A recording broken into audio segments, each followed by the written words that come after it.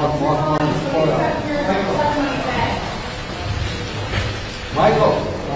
come on, you're live.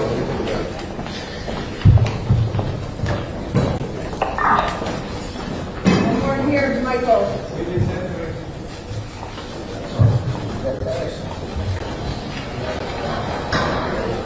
That was Michael Cohen entering court for his first day of testimony in week 4 of the New York Attorney General civil fraud trial. And I'm Ben Meiselas from the MeidasTouch Network. Michael Cohen's testimony was devastating to Donald Trump during the direct examination. Michael Cohen went through in painstaking detail his tasks in preparing statement of financial conditions and how Donald Trump ordered that he and Alan Weisselberg and Jeff McConney prepare fraudulent statement of financial conditions to inflate the valuation of Donald Trump's properties to basically back in whatever valuation Donald Trump wanted to attribute to his properties to inflate his overall net worth. Here is Donald Trump arriving at court attacking Michael Cohen. Play this clip. So he's a liar, trying to get a better deal for himself, but it's not going to work. This case, by any other judge, this case would have been over a long time ago. We did nothing wrong, and that's been proven. Thank you. We'll be out there. And here is Michael Cohen as he entered court. Play the clip. Michael, can you say a couple words here about... Sir, right here. Let me just turn around and say that this is not about Donald Trump versus Michael Cohen or Michael Cohen versus Donald Trump. This is about accountability, plain and simple, and we leave it up to Judge Engoron in order to make all the determinations on that. So I thank you all for coming. Thank you.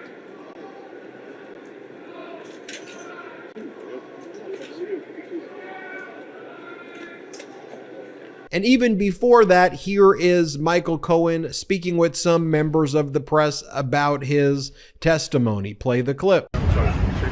Sorry, credibility. Now you're going to court. How long has it been since you've seen him? And what do you say to those who wonder about your credibility?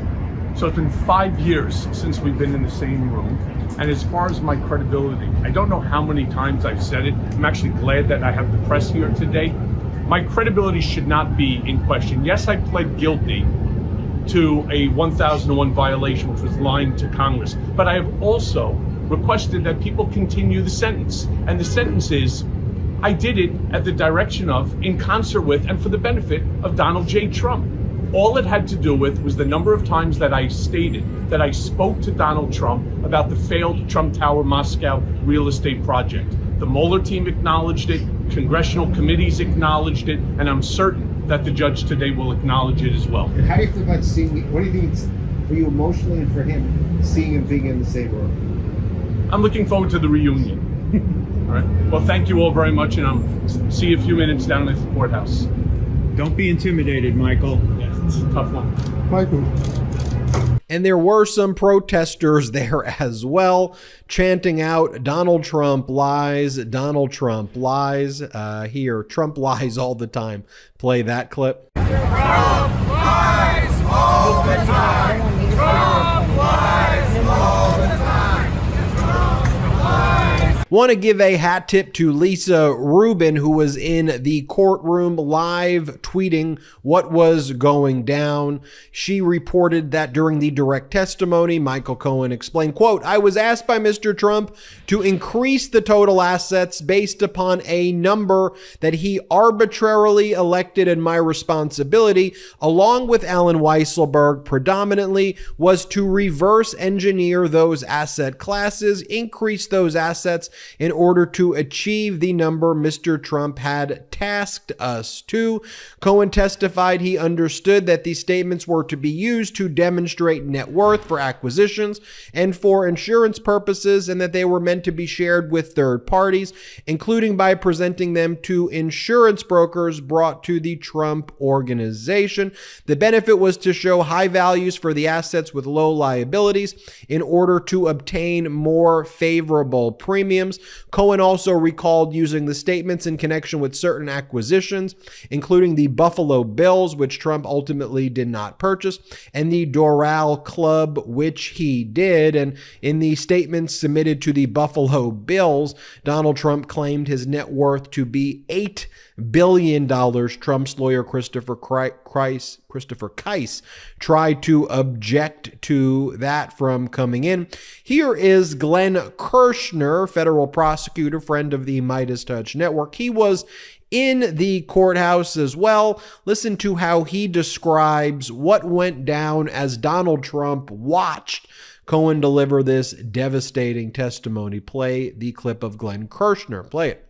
That Mueller didn't seem to do with Michael Cohen and SDNY in the case in which SDNY determines that Donald Trump is co-conspirator, individual one in the hush money case doesn't do. Why do you think that is?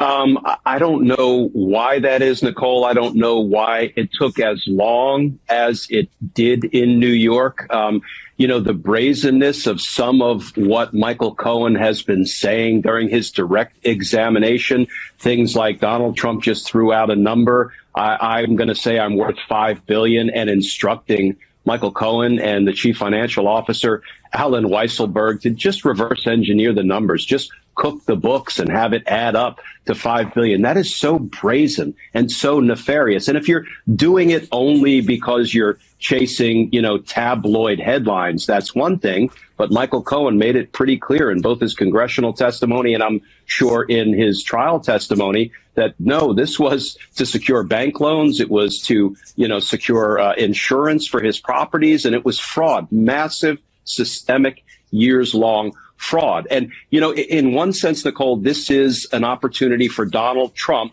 to confront his accuser, right? Through his lawyers, you get to confront and cross-examination the witnesses who are testifying against you. But in another sense, this really feels like a moment where Michael Cohen gets to confront his tormentor because, Michael Cohen paid off playmates and porn stars for Donald Trump at his direction and for his benefit. And who goes to prison? Michael Cohen. I have always maintained that is a deep injustice. Not that Michael Cohen went to prison for his crimes, but that Donald Trump has not suffered one moment of accountability for his crimes. Maybe, that is coming because this feels like a preview of Michael Cohen's testimony for Alvin Bragg in the criminal prosecution being brought for the sort of massive, fraudulent business records case that Alvin Bragg has brought. But I would think ultimately this must be a somewhat satisfying moment for Michael Cohen. Good health starts with good habits. Quip makes it easy by delivering all the oral care essentials you need to care for your mouth. Every time you pop Quip's new mints, you'll be caring for your mouth both inside and out. Bold mint flavors keep your breath confidently fresh, and you'll get a boost of vitamin D. Quip's gum prevents cavities and freshens breath when chewed for 20 minutes after eating. It's sugar-free and has tooth-friendly xylitol with 0 calories. It's also a long-lasting mint flavor with a crunchy tri-layer design. The slim, travel-ready dispenser is available in 5 colors, metal or plastic, packs and protects up to 10 pieces of gum or mints at a time, and fits in just about any purse or pocket for on the go. And so the mint and gum isn't all Quip has to offer. The electric toothbrush has time sonic vibrations with 30-second pulses to guide a dentist-recommended 2-minute clean. And Quip's water flosser hits all the right spots with a gentle, deep clean pressure at the touch of a button. I truly have Quip to thank for my entire dental care routine, and I don't know where I'd be without them. If you go to getquip.com/Meidas right now, you'll get 20% off any electric toothbrush, mint and gum dispenser, and water flosser. That's your 20% off any electric toothbrush, mint, gum dispenser, water flosser at getquip.com/Meidas. Spelled GETQUIP.com/Meidas. Quip, the good habits company. And of course, Donald Trump couldn't help but post a message on social media attacking Michael Cohen afterwards. I spoke with Michael Cohen on the Political Beatdown podcast that I co-host with him, and Cohen appropriately did not comment on his testimony after the testimony was given, although it didn't stop Donald Trump from attacking Michael Cohen. Here, pull it up right here.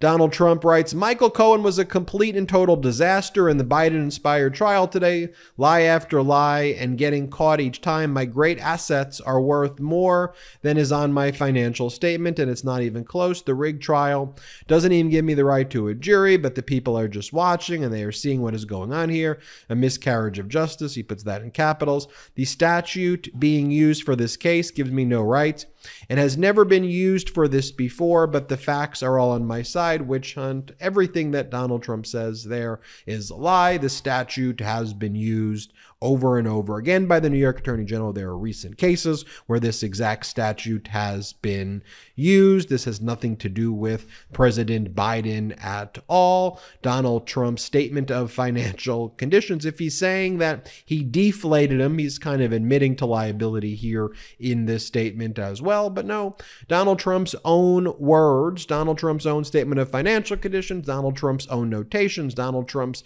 chief financial officer, and Donald Trump's own controller, and Donald Trump's outside appraisers, they've testified.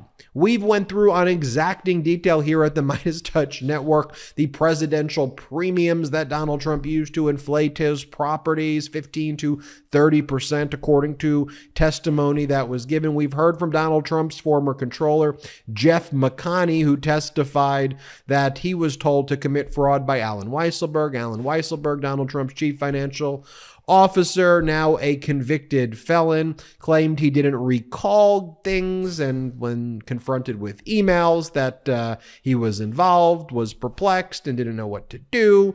And we've continued to show that Donald Trump over and over again lied on these statement of financial conditions. But I'll tell you what I'm looking forward to, folks. I'm looking forward to Eric Trump, Don Jr. I'm looking forward to Ivanka. I'm looking forward to Donald Trump's testimony. All right, tough guy. Time to show your testimony. I still have a sinking feeling that Donald Trump is going to be too cowardly to show up, and when it comes to his testimony, or he's going to claim, oh, it's a witch hunt, I'm not going to testify. But we will see if Trump has it in him to testify. I still don't think it is. I'm really interested to see Eric Trump's testimony. It is going to be absolutely devastating, folks. So, and by the way, today I couldn't help but note the irony as towards the end of it, Alina Habba was cross-examining Michael Cohen.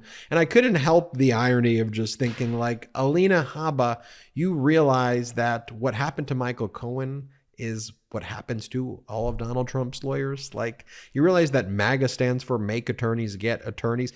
As this trial was going on in New York, week 4, we had Jenna Ellis, Donald Trump's other lawyer, entering a guilty plea in the criminal RICO case. That means that 3 of Donald Trump's lawyers in Georgia have already pled guilty. You watching that, Alina Habba? We've got Sidney Powell, who Donald Trump says, she's not my lawyer. I don't even know who she is. She's never my lawyer. You got Ken Chesbrough, and now you've got Jenna Ellis, all entering guilty pleas in Georgia. Here, let me take you out with watching Jenna Ellis right here enter a guilty plea. Play the clip. Thank you, Your Honor, for the opportunity to address the court. As an attorney who is also a Christian, I take my responsibilities as a lawyer very seriously, and I endeavor to be a person of sound moral and ethical character in all of my dealings. In the wake of the 2020 presidential election, I believed that challenging the results on behalf of President Trump should be pursued in a just and legal way. I endeavored to represent my client to the best of my ability.